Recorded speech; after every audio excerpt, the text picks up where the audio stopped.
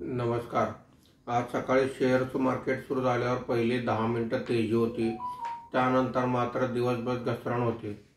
आज market संपताना Sensex हा 375 पॉईंटने घसरून 82,259 वर बंद झालेला आहे। निफ्टी हा 101 पॉईंटने घसरून 25,111 वर बंद झालेला आहे। आजच्या कामकाजामध्ये BSE रिॲलिटी इंडेक्स सर्वात जास्त म्हणजे 1.26% वर आहे। BSE मेटल इंडेक्स 0.62% वर आहे। BSE IT इंडेक्स सर्वात जास्त म्हणजे 1.33% खाली आहे। BSE mid cap index 0.07%, BSE small cap index 0.30% वर आहे। आजच्या कामकाजामध्ये निफ्टीमध्ये वाढलेले मुख्य शेअर्स पुढील प्रमाणे: Tata consumer product 2.25%, Tata steel 1.63%, Hindalco 1.17%, trend 0.66% अशी वाढ आहे।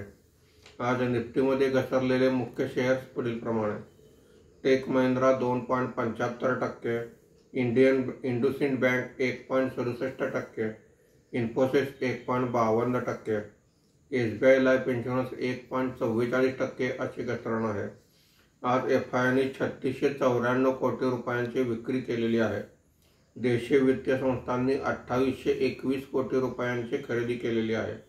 आज विप्रो, ॲक्सिस बँक सहित काही कंपन्यांचे क्वार्टरली रिझल्ट आलेले आहेत।